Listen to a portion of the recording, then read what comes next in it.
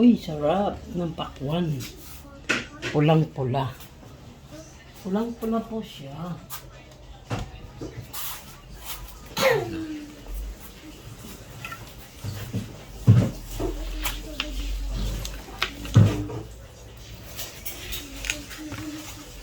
Nagluluto na po ako ng ulam.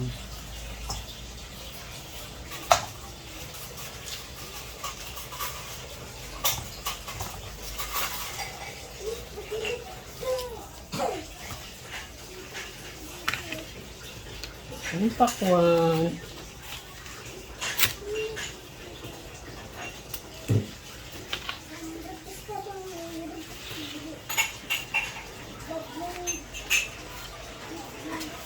Pakwan po tayo.